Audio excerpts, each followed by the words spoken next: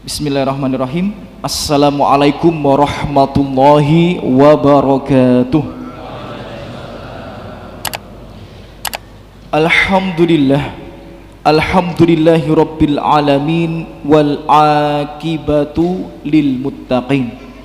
Segala puji hanya pantas kita panjatkan kepada Allah Jalla Jalaluh, karena Allah telah begitu baik memberikan kita limpahan rahmat yang tidak terhitung jumlahnya. Nikmat sehat, nikmat waktu luang, dan nikmat terbesar yang Allah berikan kepada kita tentu saja adalah nikmat hidayah, yang dimana kebanyakan manusia tidak mendapatkan hal itu. Kebanyakan manusia tidak beriman pada Allah. Dari 7 miliar manusia yang ada di dunia ini, jumlah orang muslim hanya 1 miliar di antaranya. Jadi kaum muslimin itu minoritas. Belum lagi di antara 1 miliar itu hanya sedikit sekali mereka yang mentauhidkan Allah tanpa tercampur kesyirikan, mencintai sunnah Rasulullah SAW dan mengupayakan untuk menghidupkan. Sedikit.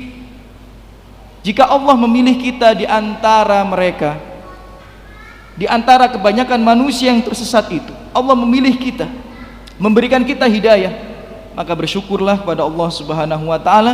Perbanyaklah memuji dan bersyukur atas nikmat tersebut. Dan Allah berpesan, wahai saudara-saudariku, di dalam Al-Quran yang berbunyi wal akibatu lil muttaqin, yang artinya akhir yang indah itu hanya Allah persiapkan, hanya Allah hadiahkan untuk hamba-hambanya yang bertakwa.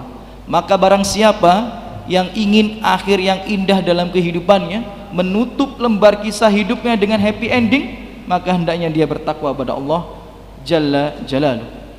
Tidak lupa, Allahumma salli wa sallim wa sallim wa barik ala Muhammad wa ala alihi wa ashabihi wa man tabi'ahum bil huda ila yaumil qiyamah, amma ba'd.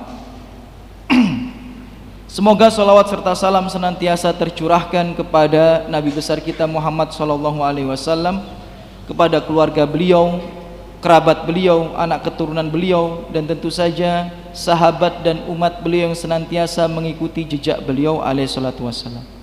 Masyarul muslimin, ikhwati fillah rahimani wa rahimakumullah, saudara-saudariku, Bapak Ibu rahimani wa rahimakumullah.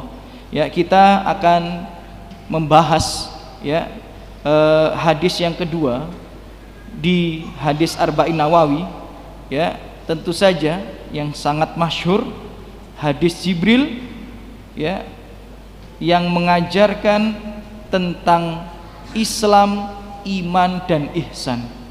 Ya, jadi hadis yang kedua itu hadis yang cukup panjang itu, ya, bercerita tentang Jibril alaihissalam yang mengajarkan, ya, terkait Islam, iman dan ihsan. Hadis ini cukup istimewa, cukup, ya, sangat-sangat penting, memiliki kedudukan yang cukup agung dalam syariat kita. Ya, bahkan Imam Nawawi sendiri yang mengutip hadis ini dalam kitabnya mengatakan, yang kurang lebih maknanya, dalam hadis ini terdapat, ya, keistimewaan yang sangat luar biasa, yang terkandung di dalamnya begitu banyak ilmu pengetahuan tentang adab, tentang akhlak, bahkan pokok agama Islam dijelaskan di dalamnya. Jadi Bapak Ibu rahimani wa rahimakumullah, hadis ini sangat-sangat mulia dan agung, memiliki kedudukan yang spesial dalam syariat kita. Supaya kita bisa memahaminya dengan baik, ya, tentu saja langkah baiknya akan kita baca bersama bagaimana bunyi hadis ini. Yang hadis ini diriwayatkan oleh Umar bin Khattab radhiyallahu anhu dan dibukukan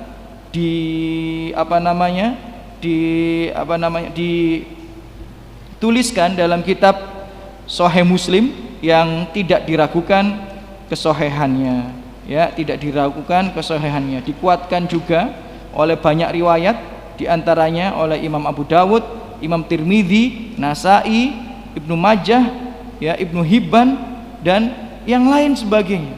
Itu menunjukkan bahwa hadis ini memang derajatnya sangat sahih, ya, dan memang sudah sangat bisa dijadikan rujukan bagi kaum muslimin. Bunyi hadis ini, saudara-saudariku rahimani rahimakumullah, an Umar radhiyallahu anhu, dari Umar radhiyallahu anhu, ya, berkata, bainahuma nahnu julus inda Rasulillah sallallahu alaihi wasallam dzata yaumin. Suatu ketika kami pernah duduk bermajelis bersama Rasulullah sallallahu alaihi wasallam, dan majelis ini kata para ulama hadis, waktu itu di masjid, ya, waktu itu di masjid, ya, bukan hanya di majelis di rumah atau di halaman boten, ya, tapi majelis yang dimaksud di sini adalah di masjid kata para ulama hadis. Ittala'a alaina rajulun, kemudian mendatangi kami seorang laki-laki, kata Umar radhiyallahu anhu, syadidu bayadis siyab, memakai jubah yang warnanya itu sangat putih, kata Umar bin Khattab, sangat putih sekali jubahnya, ya. Kemudian syadidu sawadi sya'r, dia memiliki rambut yang sangat hitam. Dalam riwayat yang lain, ya, rambutnya sepanjang bahu.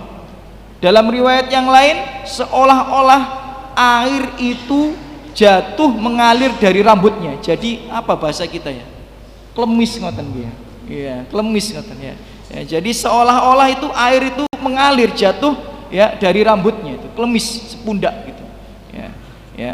Kemudian la yura alaihi asarus safar, tidak terlihat dalam dirinya itu jejak orang yang sudah melakukan perjalanan jauh. Jadi orang itu kan kalau datang dari perjalanan jauh kelihatan, ya, ada capeknya, ada kusutnya gitu, ya, mukanya juga mungkin banyak debunya, apalagi dulu nggak ada mobil, nggak ada AC gitu, ya. Kalau mau perjalanan jauh harus pakai unta, pakai kuda gitu. Jadi kelihatan kusutnya bajunya, lusuhnya wajahnya, capeknya gitu, ya. Tapi di sini nggak kelihatan, kayak orang-orang Madinah saja gitu. Padahal orang-orang yang duduk di Masjid Nabawi pada waktu itu nggak kenal siapa dia. Kan harusnya kalau nggak kenal kan berarti orang luar kota. Tapi nggak ada jejak safar, ya, nggak ada jejak safar sama sekali. Wala ya'rifhu minna ahadan, dan kami, ya, tidak ada satupun di antara kami yang mengenalnya. Hatta jalasa ila Nabi sallallahu alaihi wasallam, kemudian dia duduk mendekati Nabi sallallahu alaihi wasallam, fa asnada rukbataihi ila rukbataihi, kemudian mendekatkan lututnya ke lutut Rasulullah sallallahu alaihi wasallam, wa wada'a kaffaihi ala fakhidaihi, kemudian menaruh kedua telapak tangannya itu di paha Rasulullah sallallahu alaihi wasallam. Jadi sangat dekat duduknya sampai nempel dengan Rasulullah sallallahu alaihi wasallam. Waqal, kemudian dia berkata, ya Muhammad. Nah, dari sini aja orang udah bingung nih, ya, kok manggilnya ya Muhammad ini gitu, ya, kayak orang Badui aja, padahal tampak bukan orang Badui gitu. Kan harusnya kalau seandainya dia orang Muslim yang mengagungkan Rasulullah, kan selalu dalam hadis-hadis para sahabat tuh memanggil Rasulullah ya Rasulullah, ya ayuhan Nabi gitu, ya. Ini ya Muhammad gitu. Wahai Muhammad, akhbirni anil Islam, beritahukan padaku tentang Islam. Faqal, kemudian berkata Rasulullah sallallahu alaihi wasallam, al Islamu an tashhada alla ilaha illallah wa anna muhammadar rasulullah. Islam itu adalah engkau bersaksi bahwa tiada sesembahan yang layak disembah kecuali Allah dan Muhammad adalah utusan Allah. Wa tuqimus shalah, engkau laksanakan, engkau tegakkan salat, ya. Wa tu'tiyaz zakah, engkau tunaikan zakat. Wa tasumu ramadan, engkau berpuasa di bulan Ramadan. Wa tahujjul bait in istata'ta ilaihi sabila, kemudian engkau tunaikan haji, ya, apabila, ya, engkau mampu, memiliki kemampuan untuk melakukan perjalanan itu, ya. Kemudian yang unik daripada hadis ini adalah yang membuat para sahabat itu kaget. Setelah Rasulullah itu menjawab apa itu Islam, dijawab oleh Rasulullah SAW, maka dia mengatakan, ya, laki-laki itu, qol sodakta, engkau benar wahai Muhammad. Ya. Bayangkan ada seorang laki-laki tanya agama kepada Nabi, dijawab sama Nabi, kemudian dijawab sama dia apa? Engkau benar. Kalau kita membenarkan jawaban itu seperti kita ini bukan bertanya untuk meminta kabar, bukan, tapi seperti memberikan ujian. Misal kita tanya pada anak kita, berapa 5 kali 5? Kemudian anak kita menjawab 25. Nah, kamu benar. Itu bukan karena kita tidak tahu 5 kali 5 25, tidak, tapi kita sedang menguji kemampuan anak kita. Nah, ini di sini para sahabat kaget, loh. Ini siapa kok membenarkan jawaban Nabi? Kan harusnya dia itu malah mendengarkan saja, bukan membenarkan. Di situ para sahabat langsung lebih fokus perhatiannya kepada laki-laki. Ya, sodakta, engkau benar wahai Muhammad. Fa'ajibna lahu, kami ini kaget dengan jawaban laki-laki itu. Ya, yas'aluhu, dia yang bertanya, wa yusaddiquhu, dia juga yang membenarkan. Jadi dia ini tidak meminta khobar, tidak meminta ilmu, tapi hanya menguji ilmu itu. Ya. Kemudian bertanya lagi laki-laki itu, fa akhbirni anil iman, beritahukan padaku wahai Muhammad tentang iman. Qol, berkata Rasulullah SAW, ya, iman itu antu mina billahi wa malaikatihi wa kutubihi wa rusulih wal yaumil akhir wa tu'mina bil qadri khairihi wa syarihi.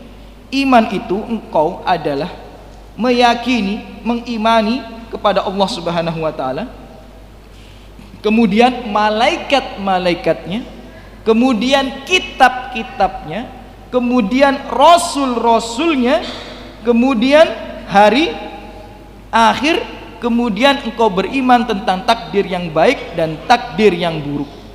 Kemudian dia berkata lagi, sodakta, kamu benar. Ya, kamu benar wahai Muhammad, gitu ya. Kemudian dia bertanya lagi, fa akhbirni anil ihsan, beritahukan padaku wahai Muhammad apa itu ihsan. Maka Rasulullah menjawab, anta buddha Allah ka'annahu tarahu fa illam takun tarahu fa innahu yaraka. Engkau beribadah pada Allah seolah-olah engkau melihatnya. Seandainya tak mampu, sesungguhnya Allah sedang melihatmu. Kemudian dilanjutkan lagi, ya, qol fa akhbirni anis saah, beritahukan padaku kapan hari kiamat. Maka Rasulullah menjawab, qol mal mas'ulu anha bi a'lami minas sa'il, tidaklah orang yang ditanyai lebih tahu daripada orang yang bertanya. Enggak ada yang tahu kapan hari kiamat. Kita ini cuma tahu tanda-tandanya, kita cuma tahu ciri-cirinya, kita cuma tahu dikabarkan hari kiamat itu hari Jumat. Hari ini namun boten ya, ya, ya, ini sudah masuk hari Sabtu ini. Ya, sudah masuk hari Sabtu, ya. Jadi kita cuma tahu ciri-cirinya saja, ya. Tapi kapan pastinya hari kiamat tidak ada yang tahu kecuali Allah Subhanahu wa taala. Bahkan malaikat Jibril pun tidak tahu. Ya. Qol, kemudian berkata, fa akhbirni an amaratiha. Jika demikian, beritahukan padaku tentang tanda-tandanya. Maka Rasulullah menjawab, antalidal umah rabbataha, yakni ketika budak itu melahirkan tuannya.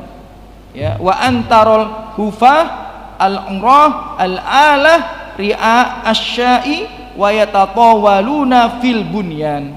Kemudian engkau melihat, ya kan, orang-orang yang tidak memakai sandal, ya, compang-camping bajunya, kemudian mengembalakan kambing, tapi mereka itu berlomba-lomba meninggikan bangunan.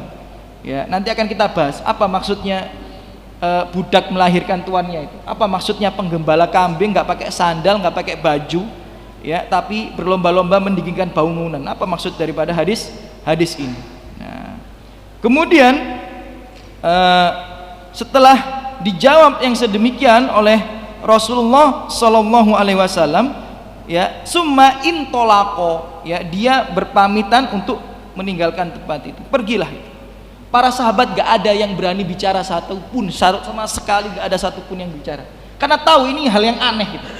Ini anti mainstream bahasa kita ini ya. Ya anti mainstream. Ini gak biasa kejadian kayak gini nih. Jadi gak ada satupun yang bicara. Sampai tanya, ya Rasulullah itu siapa? Gak ada yang berani. Ini aneh ini gitu. Ada orang datang, orangnya pun aneh gitu ya. Kemudian membenarkan jawaban Nabi, maka satupun gak ada yang komentar. Ya, sampai dia benar-benar pergi meninggalkan tempat itu. Kemudian Rasulullah bertanya pada Umar, karena Umar yang duduknya paling dekat pada Rasulullah Shallallahu Alaihi Wasallam. Ya, qol ya Umar, wahai Umar, atadri manisail, apakah kamu tahu siapa yang bertanya itu tadi? Ya, qultu, Umar bin Khattab radhiyallahu anhu menjawab, Allah wa rasuluhu a'lam, Allah dan Rasulnya lebih tahu.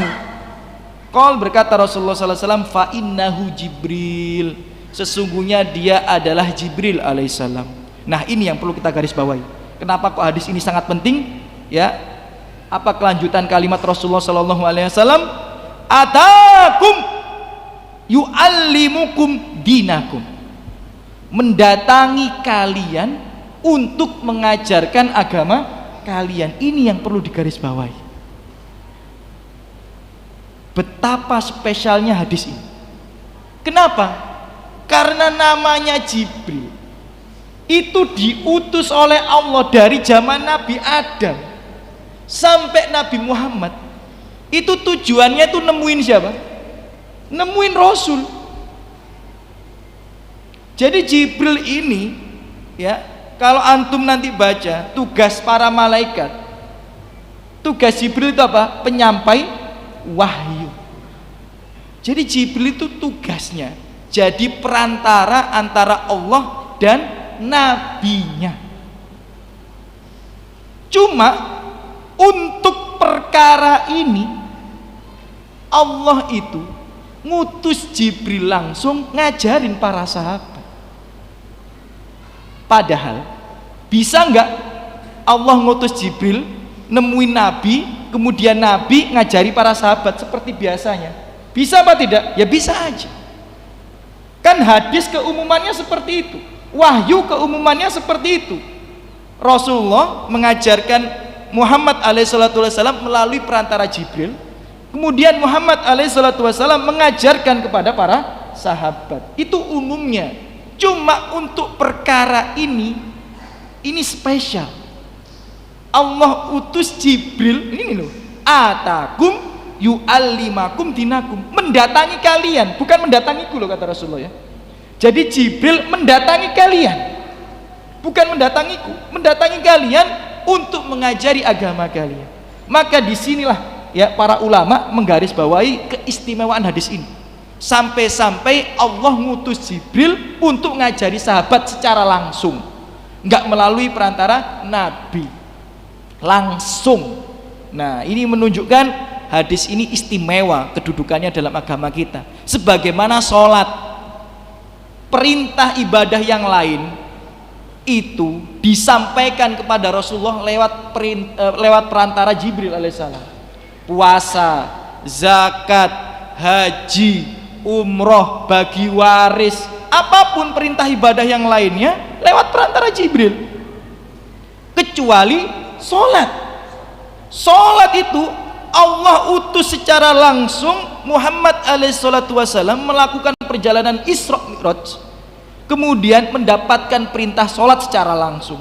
Itu menunjukkan sholat itu lebih spesial daripada ibadah-ibadah yang lain. Begitu pula hadis ini lebih spesial daripada ya hadis-hadis yang lain. Kenapa? Karena Allah mengutus Jibril secara langsung untuk mengajari umat Rasulullah Sallallahu Alaihi Wasallam.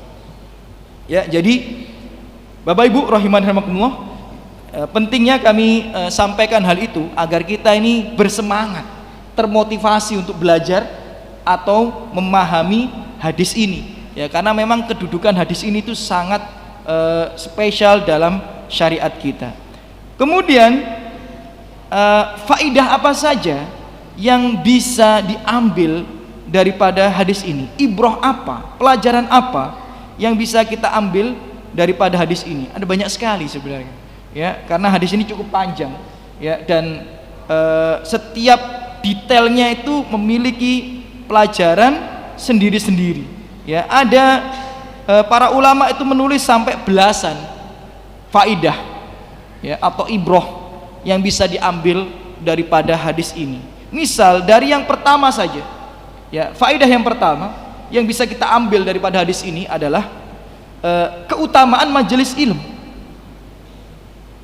Bagaimana para sahabat dan Rasulullah SAW itu punya kebiasaan bermajelis di masjid.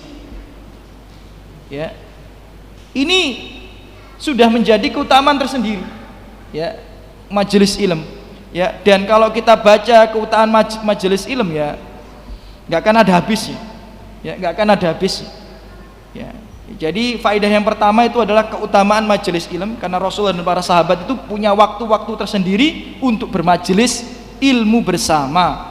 Ya, bahkan dalam sebuah hadis, Bapak Ibu rahimakumullah, ini hadis riwayat Tirmidzi, ya, anna Rasulullah sallallahu alaihi wasallam Rasulullah sallallahu alaihi wasallam berkata, "Idza marartum biriyadil jannah farta'u."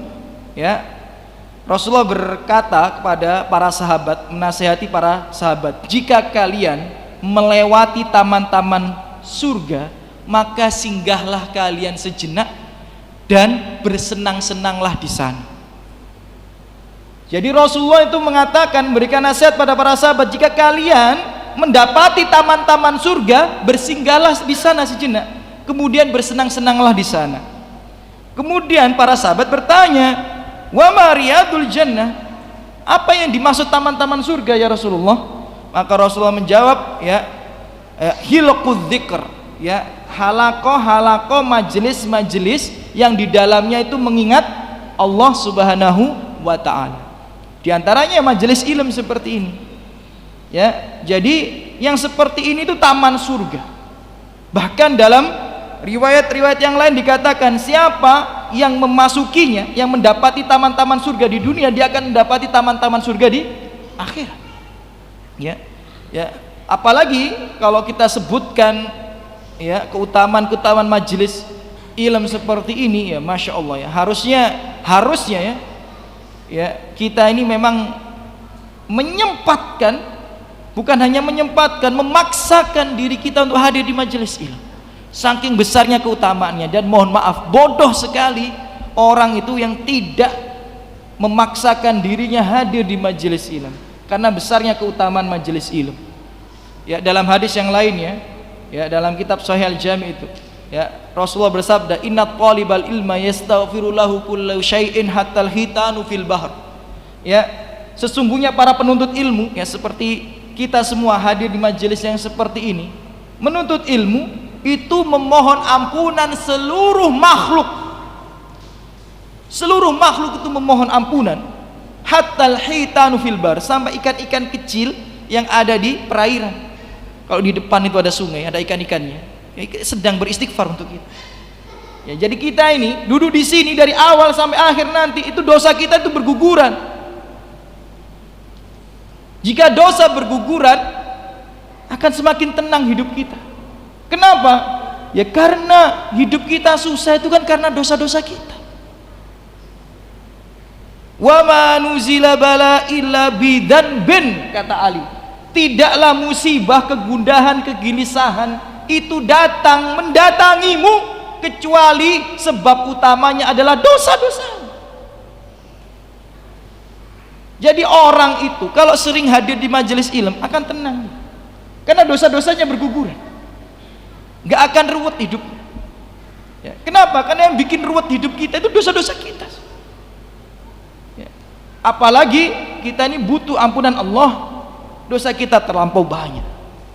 Ya, tidak terhitung dosa kita yang sudah kita perbuat. Ya, dan hadir di majelis ilmu itu bisa menggugurkan dosa-dosa itu. Apalagi keutamaan-keutamaan yang lainnya. Ya, misal dalam hadis riwayat Muslim, "Mamajtama'a qaumun fi baitin min buyutillah." Tidaklah suatu kaum berkumpul, ya, di salah satu rumah-rumah Allah Subhanahu wa taala, ya, yatsluna kitab Allah, membaca ayat-ayat Allah, hadis-hadis Rasulullah sallallahu alaihi wasallam, wa yatadarasunahu, mempelajarinya bersama-sama, bainahum illa nazalat alaihimus sakinah, kecuali pasti akan Allah turunkan kepada mereka ketenangan. Jadi ketenangan itu ada di majelis ilmu. Orang yang nggak pernah hadir di majelis ilmu nggak akan tenang hidup, nggak. Yang lucunya kalau kita ngajak mereka, ayo ngaji, pikiranku si akeh, engkau si ae. Keliru nih. Justru ngaji itu biar gak kakean pikiran. Kan kadang-kadang kita ngajak orang ayo ngaji, bentar ini pikiranku si akeh, ngurusi anak-anak sekolah, duitnya bayar arek-arek ya, uang pangkali ya, uang bulanan nih gitu, utangi kredite, ngeluh, akhirnya alasan gak ngaji. Keliru sampean. Justru uang tuh ngaji biar pikirannya tenang. Kalau gak ngaji ya gak akan pernah tenang. Wa ghasyiathumur rahmah, dan akan Allah curahkan rahmat kepada mereka. Wa hafathumul malaikah, bahkan Allah utus malaikat-malaikat untuk menaungi mereka, minta ampunan, mendoakan kebaikan. Wa dzakarahumullahu fiman indah, dan akan Allah sebut-sebut nama mereka itu di sisi Allah Subhanahu wa taala. Jadi aneh orang itu kalau pengen tenang tapi nggak pernah ke majelis ilmu, ya aneh. Aneh. Ketenangan tuh di majelis ilmu. Ketenangan tuh di majelis ilmu. Berapa banyak orang-orang yang sudah datang mendatangi kami mengatakan, disinilah kami mendapatkan ketenangan, Ustaz. Hadir di sinilah kami mendatangkan ketenangan, Ustaz, mendapatkan ketenangan. Berapa banyak itu? Ya, umahat-umahat, ya bapak-bapak, ya nangis-nangis mendatangi kami.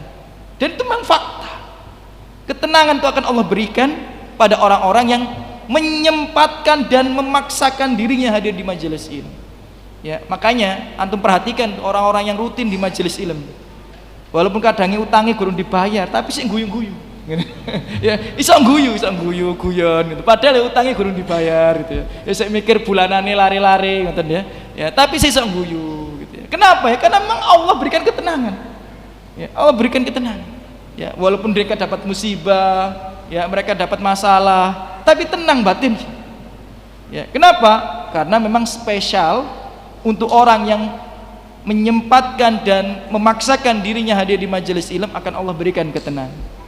Ya, bahkan ya pernah saya ceritakan di banyak majelis saya. Ya, ada waktu saya di Jakarta, ada seorang pasangan, ya udah hampir bercerai. Ya, yang laki-laki nggak karu-karuan kelakuannya, sampai kalau saya ceritakan mungkin nggak sopan di sini. Yang perempuan juga nggak karu-karuan ceritanya, sudah mentok, udah di ujung tanduk, udah mau bercerai dan hancur semua ini, kesehariannya hancur, apa namanya, hubungannya hancur, nggak karu-karuan. Kemudian konsultasi kepada kami, saking banyaknya masalah kami bingung mau nasihati yang mana. Saking banyaknya masalahnya ini, ya saking bingungnya saya, gimana ini?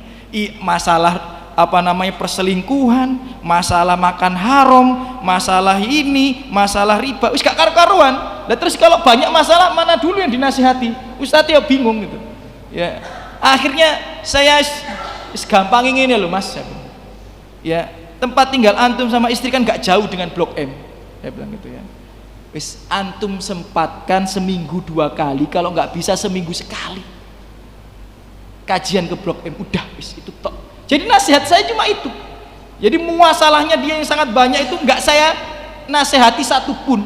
Nasihat saya cuma satu, datang ke Blok M ngaji sama istri seminggu 2 kali. Alhamdulillah nggak bisa seminggu sekali. Dan benar, 3 bulan setelah itu saya dapat kabar, masya Allah, yang laki-laki celananya sampun cingkrang. Ya, ini serius ini. Ya, kemudian sampun jenggotan, yang perempuan sudah pewanjang jilbabnya, rutin ke kajian sampai seminggu bisa 3 kali 4 kali. Ya, kemudian karena lingkungannya kurang baik, dia memutuskan resign, kemudian pindah ke Jogja, kerja di Jogja, dan di sana anak-anaknya disekolahkan sekolah Islam, dan kabarnya rumah tangganya aman, lanjut dan bahagia. Gitu ya. Jadi terkadang ya, masalah itu solusinya itu hanya mendekat pada Allah Subhanahu wa taala. Dan diantaranya adalah hadir di majelis ilmu seperti ini. Ya, jadi faidah yang pertama yang bisa kita ambil, Bapak Ibu rahimani wa rahmakumullah, adalah keutamaan bermajelis ilmu. Ya, bagaimana sampai-sampai Allah utus Jibril secara langsung, bukan kepada Nabi. Jarang-jarang.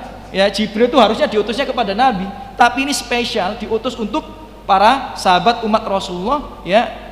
Di saat kapan? Di saat mereka bermajelis ilm. Itu menunjukkan majelis ilm ini istimewa. Kemudian faedah yang kedua adalah memperbaiki penampilan, ya, dan pakaian saat bermajelis atau saat hadir di masjid. Karena majelisnya ini tadi ini di masjid kata para ulama. Ya. Bagaimana Jibril alaihissalam menggunakan pakaian putih yang sangat bersih, sangat putih, nggak ada noda sama sekali. Ya. Kemudian rambutnya sampai klemis gitu, ya, dikasih minyak gitu, ya. Ya, jadi ini menunjukkan adab bermajelis, ya. Jadi bahkan Allah sendiri mengatakan kan di surat apa ya? Al-A'raf kan ya? Di surat Al-A'raf itu ayat 30 sekian itu, ya. Ya bani Adam, langsung manggil kita nih. Ya bani Adam, wahai anak Adam, khudhu zinatakum inda kulli masjidin. Ya. Wahai anak Adam, Allah langsung manggil kita semua ini, pakailah pakaian terbaik kalian ketika hadir di masjid. Makanya kalau ke masjid pakai pakaian bola, tulisannya Lionel Messi, bingung sih nang buri. Padahal dia sukanya Cristiano Ronaldo, malah gak kusuk sholat ini. Ya, ini repot ini. Jadi Bapak Ibu rahimakumullah, ya, pakai pakaian yang terbaik, ya. Terbaik tuh nggak harus mahal, ya. Dan terbaik tuh nggak harus ganti-ganti. Rasulullah saja pakaian buat masjid itu, ya, sebagian riwayat mengatakan cuma 1 atau 2 biji doang, ya. Jadi Nabi itu kan antum tahu ya hadis tentang, mohon maaf ya, membersihkan air mani itu, yang hadis riwayat Muslim itu, bagaimana Aisyah radhiyallahu anha ketika Rasulullah mau ke masjid, kemudian di jubahnya Rasulullah ada bekas air mani, ya, kemudian dikorek sama Aisyah, dicuci sama Aisyah, kemudian dipakai sama Rasulullah SAW, kemudian ke masjid dalam keadaan masih ada sebagian jubahnya itu areanya yang basah. Nah ini menunjukkan pakaian Rasulullah kan sedikit, ya, kalau banyak kan tinggal ngambil yang lain gitu. Cuma karena Rasulullah ingin memberikan yang terbaik, maka yang baik itu walaupun yang sedikit dipakai, ya. Jadi pakailah pakaian yang terbaik. Dalam riwayat Imam Malik itu, ya, setiap mau buka majelis hadis harus mandi junub. Ini bukan wajib hukumnya, cuma dia mewajibkan dirinya sendiri gitu. Jadi ketika buka majelis hadis, sebelum majelis hadis dia itu mandi junub, kemudian makein minyak ke rambut dan jenggotnya dia, ya, kemudian pakai pakaian yang terbaik dan pakai wangi-wangian yang terbaik. Itu Imam Malik, ya, rahimahullahu taala. Jadi, ya, ketika bermajelis khususnya di masjid atau menghadiri sholat 5 waktu, maka pakailah pakaian yang terbaik, ya. Terbaik itu relatif, ya, terbaik itu relatif. Dan juga sampai-sampai dalam hadis yang lainnya kan Rasulullah melarang orang yang ke masjid kemudian di mulutnya ada bau bawang, ya, dan lain sebagainya. Itu karena dikhawatirkan mengganggu saudara-saudari kita yang lainnya, ya. Bahkan sebagian ulama memfatwakan kalau samping kita ini bau, kita boleh batalkan sholat, pindah ke tempat yang lain, sampai memfatwakan seperti itu. Ini fatwa loh ya, ini bukan hadis ya, fatwa itu ya. Ya. Kenapa ya? Karena jangan sampai mengganggu saudara-saudari kita yang lainnya. Kemudian masuk pada pembahasan yang utama tentang apa itu Islam. Ya, apa itu Islam? Secara bahasa Islam itu, ya, secara istilah bahasa sebagaimana yang disampaikan oleh Syekh Muhammad bin Shalih Al-Utsaimin mengatakan al-istislamu lillahi bit-tauhidi wal inqiyadu lahu bit-tha'ah wal bara'atu minasyirik wa ahlihi. Ya, Islam itu adalah patuh dan tunduk sepenuhnya kepada Allah Subhanahu wa taala dengan cara mentauhidkannya. Ya, jadi kata Syekh Muhammad bin Shalih Al-Utsaimin mendefinisikan makna Islam adalah patuh dan tunduk sepenuhnya kepada Allah dengan cara mentauhidkannya, mentaatinya. Mentaatinya apa ya? Mentaati aturan-aturan dan perintah Allah, membebaskan diri dari kesyirikan dan ahlu syirik. ya, membebaskan diri dari kesyirikan dan ahlu syirik. Jadi orang yang mengaku sebagai seorang muslim, dia harus mentauhidkan Allah dengan sebenar-benarnya dan membebaskan dirinya, berlepas diri daripada kesyirikan dan ahlu syirik. Taib, Bapak Ibu, saudari-saudariku rahimani wa rahimakumullah, ya.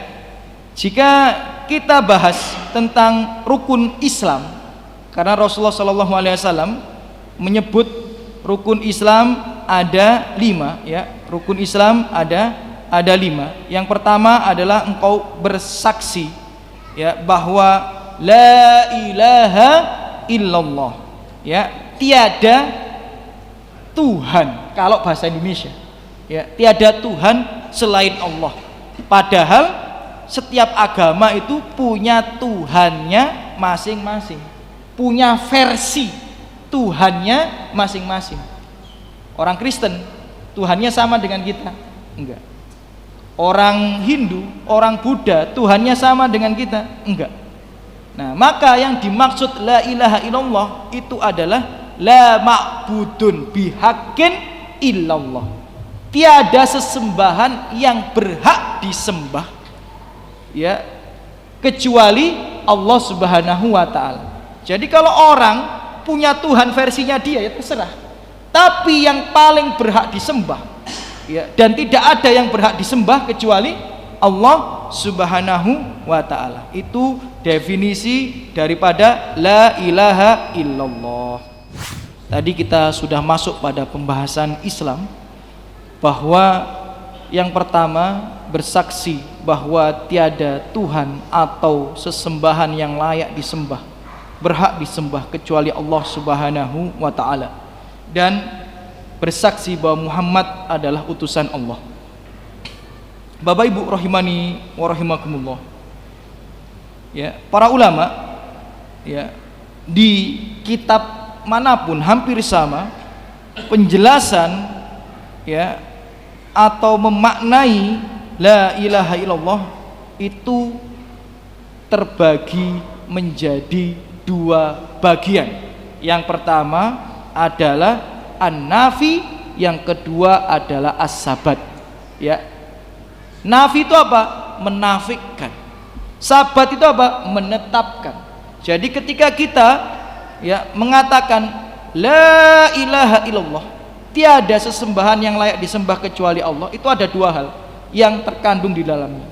Yang pertama menafikan la ilah, bahwa tidak ada sesembahan selain Allah Subhanahu wa ta'ala. Itu menafikan, meniadakan, ya, menolak, ya, keberadaan sesembahan selain Allah Subhanahu wa ta'ala. Baru sabat, menetapkan illallah, kecuali Allah. Jadi yang layak disembah itu hanya Allah. Maka 2 hal ini tidak boleh terpisah. Kami ulang sekali lagi, ya, 2 hal ini tidak boleh terpisah. Karena ketika seseorang itu hanya menetapkan Allah sebagai Tuhannya tanpa menafikan Tuhan-Tuhan yang lain, tanpa meniadakan Tuhan-Tuhan yang lain, maka batal keislamannya. Loh, kok bisa seperti itu, Ustaz? Ya memang orang-orang kafir Quraisy, Bapak Ibu rahimani rahimakumullah, itu menetapkan bahwa Allah itu adalah Tuhan, Allah itu adalah Rabb, tapi tidak menafikan, tidak meniadakan Tuhan-Tuhan yang lain. Sebagaimana ayat-ayat Allah betapa banyak di dalam Al-Quran, ketika orang kafir Quraisy itu ditanya, siapa yang menciptakan kalian? Wala in sa'altahum man khalaqahum. Jika mereka ditanya siapa yang menciptakan kalian, la yaqulunna Allah. Apa jawaban mereka? Allah. Berarti dia percaya Allah apa tidak? Percaya. Bahkan dia percaya yang menciptakan mereka itu Allah. Bahkan dalam ayat yang lainnya, wala in sa'altahum, kalau kalian tanya pada mereka, man khalaqas samawati wal ard, siapa yang menciptakan langit dan bumi ini, la yaqulunna Allah, mereka jawab Allah. Jadi mereka itu menetapkan Allah sebagai Rabb, sebagai Tuhan, tapi tetap dihukumi kafir. Tetap dihukumi kafir, kekal selama-lamanya di dalam neraka. Mengapa bisa sedemikian? Karena tidak menafikan, tidak meniadakan Tuhan yang lain. Jadi mereka meyakini Allah itu sebagai Tuhannya, sebagai Robnya, tapi berdoa kepada selain Allah. Bahkan dalam riwayat Bukhari, jumlah Tuhannya, jumlah berhalanya, jumlah tempat berdoanya ada 360.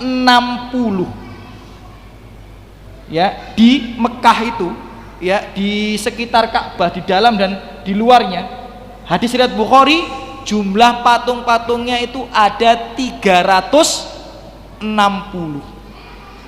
Jadi nek mboten mandi tinggal ganti Tuhan. Ya ndonga, kok gak terkabul rek ganti patung liyane. Oh gak terkabul, ganti patung liyane meneh. Setahun iso mumet. Ya pas itu ya. 360. Ya. Jadi mereka itu meyakini Allah sebagai Robnya, tapi dihukumi kafir. Kenapa? Karena mereka berdoa kepada selain Allah. Tidak ubahnya kita ini menganggap Allah sebagai Rob, tapi kalau berdoa kepada selain Allah, ya batal keislaman kita. Masih minta kepada selain Allah, ya batal keislaman kita. Ini bahaya ini. Kadang ini makna la ilaha illallah tidak sampai kepada masyarakat, khususnya kaum muslimin. Yang awam itu pun harusnya tahu makna la ilaha illallah itu seperti apa. Harus terdiri dari dua unsur, menetapkan Allah sebagai Rob dan meniadakan Tuhan-Tuhan atau Rob-Rob yang lainnya.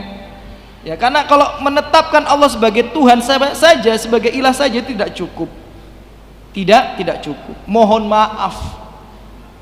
Tugas kami menyampaikan kebenaran, bukan menyampaikan yang enak didengarkan.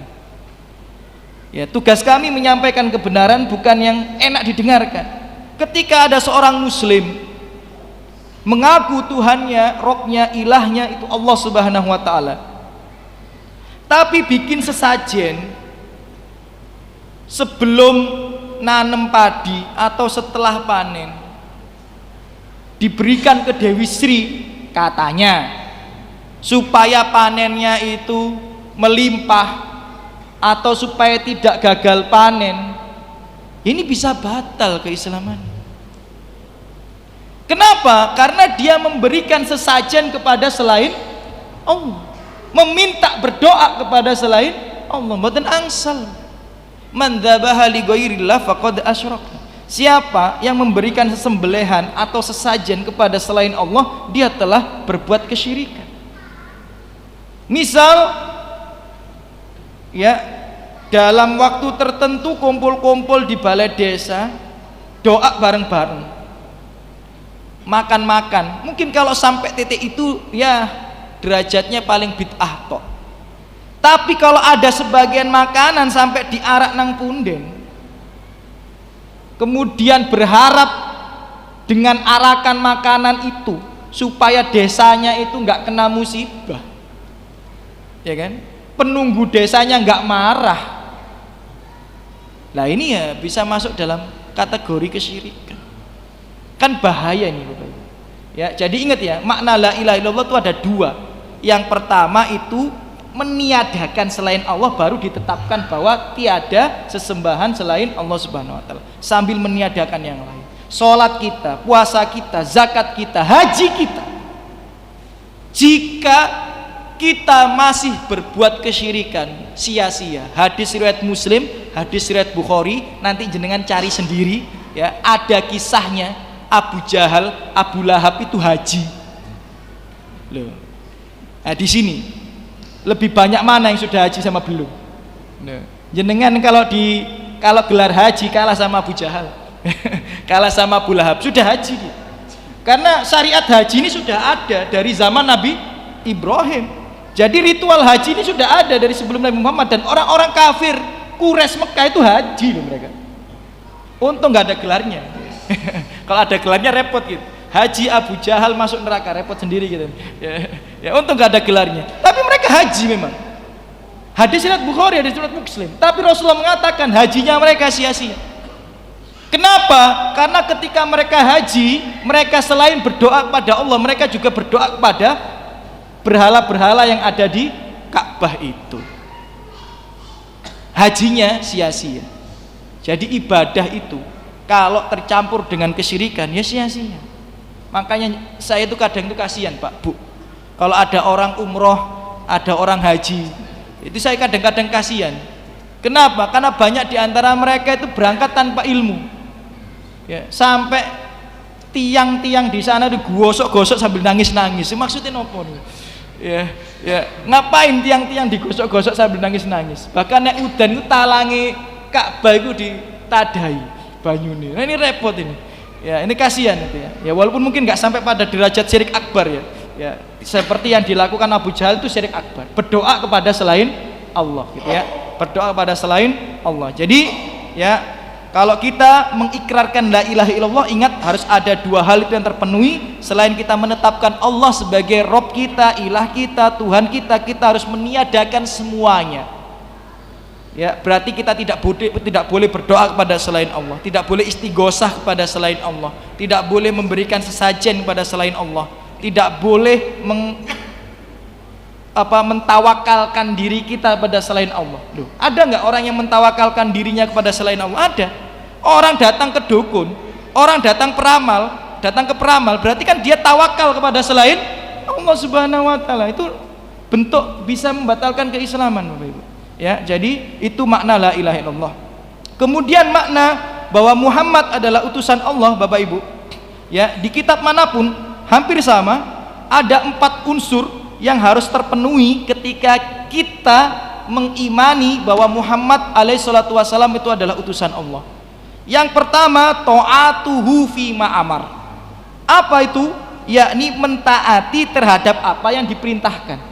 Jadi konsekuensi kita menganggap bahwa Muhammad itu adalah seorang nabi alaihissalatu wassalam, yang pertama ya taat kepada apa yang diperintahkan. Nabi bilang A ya kita ikuti A, Nabi bilang B ya kita ikuti B. Ya taat ya, walaupun terkadang kita ini tidak mampu taat 100%, ya paling tidak kita berupaya untuk taat. Kemudian yang nomor 2, tasdikuhu fima akhbar, membenarkan apa yang dikabarkan. Jadi Nabi ngomong A ya pasti bener A ini. Bahkan seandainya Nabi bilang tembok ini putih, kita ngelihatnya coklat, maka kita harus meyakini tembok ini putih. Itu konsekuensi beriman kepada Muhammad SAW sebagai utusan Allah. Ya memang seperti itu konsekuensinya. Ya, misal Nabi mengatakan lalat kalau kecemplung air ditenggelamin, ya nanti racunnya hilang semua. Walaupun mikir waduh lalat iki mau miber nang tempat sampah ya sudah miber nang kesini tapi Nabi bilang racunnya hilang semua, ya berarti harus kita yakin. Ya jadi itu yang terbaik. Ya terkadang zaman sekarang itu orang itu sok pinter, sok ilmiah, sok modern, kemudian menentang Rasulullah. Ya, seperti contoh yang belum lama kemarin, makanya saya bikin judul kajian itu di beberapa tempat itu silent treatment dalam hubungan rumah tangga. Silent treatment itu apa sih? Silent treatment itu kalau ada masalah, ya misal suami ada masalah sama istri, suaminya diem aja. Ya, sering jenengan kayak gitu. Ya, sering ya pasti guyu-guyu nih ya. Ya, kalau istri kita berbuat salah dengan kita, kadang-kadang kan kita diem aja. Kalau bahasa Jawanya mboten diwawuh, ya mboten dikeloni, ya mboten disopo, wis kaku. Nah, itu silent treatment itu. Ya, ini yang ramai ini 1 bulan terakhir. Para psikolog itu kan kenapa sih? Kadang ada artis gugat cerai suaminya gara-gara ketika dia bermasalah sama suaminya diem, kaku, gak gelem turu bareng. Nah, akhirnya dia gugat cerai. Kemudian para psikolog berbicara bahwa silent treatment itu adalah gangguan psikologi katanya. Ini serius ini. Gangguan psikologi, ya, gangguan emosional. Lah kita sebagai seorang mukmin ya harus membantah hal itu. Justru silent treatment itu adalah sunnah Rasulullah SAW. Kan kalau wanita itu salah, yang pertama itu dimaklumi. Yang pertama itu treatment yang pertama dimaklumi kesalahannya. Treatment yang kedua dinasehati. Treatment yang ketiga didiamkan, diboikot. Nah ini bener ini. Ya. Wahjuruhunna anil madoji, kata Allah Subhanahu wa taala di surat An-Nisa itu. Jadi kalau perempuan itu dimaklumi gak bisa, dinasehati gak bisa, ya antum boikot. Jangan tidur satu kamar. Lu Ustaz kamarnya kini mek siji ya Ustaz.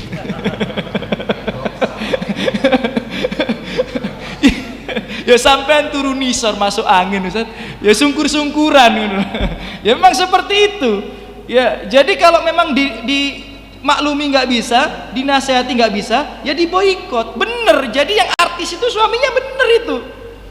Nabi saja pernah boikot istrinya 29 hari, nggak tidur satu ranjang, ya 29 hari sampai turun ayat. Gara-gara apa ini? Masih ingat itu? Ada yang tahu Nabi pernah memboikot istrinya 29 hari itu gara-gara apa? Minta jatah bulanan lebih. Untung Bu, suami jenengan bukan nabi gitu. Ya, nabi itu istri-istrinya demo dalam tanda kutip ya, bukan demo beneran, maksudnya instruksi ya, kalau bisa ditambahi ya, jatahnya itu ditambahi ya, jatah nafkahnya ditambahi. Nabi kecewa, diboikot 29 hari gitu. Ya, karena nggak pantas istrinya Nabi itu minta perkara dunia. Bukan berarti Nabi tidak mencukupi, wes cukup. Cuma hartanya Nabi kan tambah banyak. Ya karena menang perang dan sebagainya. Hartanya Nabi itu saged triliunan, triliunan. Cuma Nabi itu hidupnya sederhana memang. Ya, banyak hartanya itu fisabilillah. Lah istrinya itu pengen nambah nafkah. Maka Nabi kecewa. Kemudian diboikot berapa? 29 hari sampai turun ayat. Jadi kalau kamu bikin dunia dan isinya, kata Rasulullah SAW, tak kasih kamu harta banyak, tapi tak ceraikan. Tapi kalau kamu ingin Allah dan Rasulnya, ya maka kamu bersabar dengan ini. Semua istri Nabi milih bersabar. Jadi ini kembali lagi ya. Jadi kita ini apapun yang diucapkan, diajarkan Rasulullah harus kita imani, kita benarkan. Ya, tasdiku fima akhbar. Kemudian yang nomor 3, ijtinab manaha anhu wa zajar, menjauhi apa yang dilarang dan diwanti-wanti sama Rasulullah SAW. Yaitu konsekuensi. Nabi bilang jangan gini, ya kita jauhi. Jangan gini, ya kita jauhi. Ya itu konsekuensi sebagai umat Rasulullah SAW. Kemudian yang nomor 4, Allah ya'budallah. Nah ini agak perlu digarisbawahi ini. Allah ya'budallah illa bima syara'a. Tidaklah mengibadahi Allah kecuali dengan apa yang disyariatkan melalui Rasulullah Sallallahu Alaihi Wasallam. Ya, jadi kita itu nggak boleh beribadah pada Allah kecuali ya dengan yang disyariatkan melalui Rasulullah. Maka daripada itu kaidahnya al aslu fil ibadah at-tahrim. Hukum asal ibadah itu haram. Salat itu hukumnya haram. Puasa itu hukumnya haram. Ya, kecuali sholat yang diajarkan, gitu maksudnya. Kecuali puasa yang diajarkan, maksudnya seperti itu. Jadi ibadah itu hukum asalnya haram. Jadi kita nggak boleh bikin ibadah seenak kita. Ya, kecuali ibadah yang sudah disyariatkan. Ya, maka Bapak Ibu rahimakumullah, niat baik saja tidak cukup. Niat baik saja tidak cukup. Jangan pasti pernah dengar ya riwayat yang dibawakan oleh Sa'id bin Musayyab itu, ya itu ulamanya tabi'in. Jadi tabi'in itu punya alim yang sangat luar biasa namanya Sa'id bin Musayyab. Ya, ketika sholat subuh, sebelum subuh itu, ya ini kan biasanya kan kita ini kan kalau nunggu sholat subuh kan tahiyatul masjid plus qobliyah subuh dan sebagainya. Lah dia nunggu iqomat itu sholat 2 rakaat berkali-kali nggak selesai-selesai. Salam sholat lagi, salam sholat lagi, salam sholat lagi, salam sholat lagi, salam sholat lagi, terus ya selesai sholat subuh dideketi sama Sa'id bin Musayyib, apa yang kamu lakukan tadi itu? Kok sholat berkali-kali? Terus kemudian dia membalas, apakah Allah akan menghukumku, mengadabku karena sholatku? Nah logikanya kan gitu. Apakah Allah akan menghukumku karena aku bertahlil? Gitu ya. Apakah Allah akan menghukumku karena aku ngaji setiap malam Jumat? Apakah Allah akan menghukumku karena aku sholawatan? Kan sama aja ternyata dari dulu sampai sekarang itu kalimatnya. Ya. Apakah Allah akan menghukumku karena aku sholat? Ya, sama aja kalau sekarang, loh kamu jangan lakukan seperti. Apakah Allah akan menghukumku karena aku tahlil? Kan aku mengucapkan la ilaha illallah, apakah Allah akan menghukumku? Apakah Allah akan menghukumku karena aku sholawat? Kan aku sholawatan nih. Sama aja, jadi ucapannya mereka itu sama-sama aja. Bisikan syaitan tuh dari zaman dulu sampai sekarang, ya wis ngono-ngono ae. Lah wong setone ya iku-iku ae gitu. Ya wis iku-iku ae gitu. Jadi dari dulu sampai sekarang sama aja. Apa kata Sa'id bin Musayyib? Maka kalau antum dapat yang seperti itu, jawabnya ya persis kayak Sa'id bin Musayyib aja. Allah tidak menghukummu karena kamu sholat, tapi Allah akan menghukummu karena kamu menyelisihi Rasulullah SAW. Ya. Jadi Allah itu menghukum kamu bukan karena kamu sholat, tapi karena menyelisihi Rasulullah. Tidakkah kita ingat hadis yang sahih itu, ketika ada 3 orang laki-laki mendatangi rumah Nabi, nggak didapati Nabi yang ada istrinya. Ya, tapi di luar rumah ya. Jadi ini menunjukkan kalau ngobrol sama perempuan yang bukan mahram, kalau di tempat umum ya nggak apa-apa. Ya, kalau di tempat umum, ya kalau di rumah ya nggak boleh ya. Tempat umum dalam rumah betenang salah, tempat umum nggak apa. Nah, 3 orang ini tanya, bagaimana kebiasaan Nabi Muhammad SAW? Diceritakan sama istrinya. Ya Nabi ini seperti ini, seperti ini, seperti ini. Kemudian dia menjawab lah, bagaimana kita kalau dibandingkan dengan Nabi? Nabi kan dosanya sudah diampuni yang telah lalu dan yang akan datang. Lah kita kan nggak ada jaminan. Ya udah, aku akan sholat malam dan gak akan pernah tidur setiap malam. Kemudian yang satu, aku akan puasa setiap hari selama-lamanya sampai mati. Kemudian yang satu ngomong, aku gak akan nikahi perempuan, aku tak fokus ibadah saja gitu. Nah ini kan sama aja ya, ya. Jadi dia sholat malam setiap hari semalam suntuk ya. Kemudian yang satunya puasa setiap hari, yang satunya gak pengen ngurusi wong wedok, ngurusin wong wedok ngeluh, akhirnya gak khusyuk ibadah. Guyu sampai. Nah ini versinya dia ini, ya bukan versi saya. Kalau saya milih ngurus perempuan aja, kan ngurus perempuan juga ibadah, gitu ya. Nah terus kabar ini sampai kepada Rasul, apa yang dilakukan Rasul? Langsung ngumpulin orang, langsung naik mimbar, kemudian teriak dengan wajah yang sangat merah, marah. Naik mimbar dikumpulin orang-orang, teriak dengan wajah yang memerah. Mabala qaumun, kok bisa ada orang mengucapkan hal-hal yang seperti ini? Pengen sholat malam gak tidur sama sekali, pengen puasa setiap hari gak pernah dibatalin, ya pengen meninggalkan perempuan kemudian fokus ibadah. Long saya ini ya semalam itu ya sholat ya istirahat, jadi ada waktu istirahat, ada waktu sholat. Saya ini juga puasa, saya ini juga berbuka, dan aku ini menikahi perempuan. Faman rogiba an sunnati falaisa minni. Siapa yang nggak suka dengan aturan dan jalan-jalan yang telah aku tunjukkan, bukan golonganku.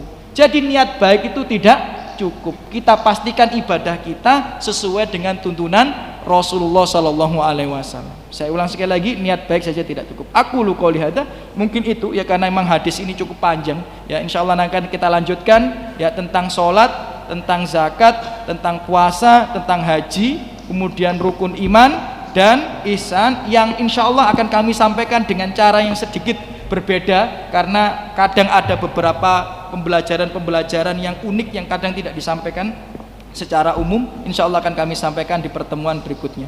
Aku lu qouli hadza, apabila ada salah kata, sikap dan sebagainya saya mohon maaf sebesar-besarnya. Itu kurang saya pribadi, bisikan dari syaitan, lebihnya dari taufik Allah Subhanahu wa taala. Alhamdulillah wassalatu wassalamu ala Rasulillah. Semoga yang hadir di sini Allah balas dengan sebaik-baiknya balasan, diangkat derajatnya, diampuni dosa-dosanya, dilimpahkan rahmat rezekinya, dan dimudahkan untuk melunasi semua hutang-hutangnya. Apabila ada yang masih memiliki hutang, diangkat masalah musibah penyakit yang menimpa dirinya maupun keluarganya. Kita diberikan taufik oleh Allah, dimudahkan dalam ketaatan, kita diberikan hidayah, terus mendapatkan bimbingan Allah, jauh dari kesesatan, dan Allah hadiahkan kita berupa husnul khotimah dan dikumpulkan di surga Allah Subhanahu wa taala. Amin ya rabbal alamin. Kita tutup dengan doa kafaratul majelis. Subhanakallahumma bihamdika asyhadu an la ilaha illa anta astaghfiruka wa atubu ilaik. Assalamualaikum warahmatullahi wabarakatuh.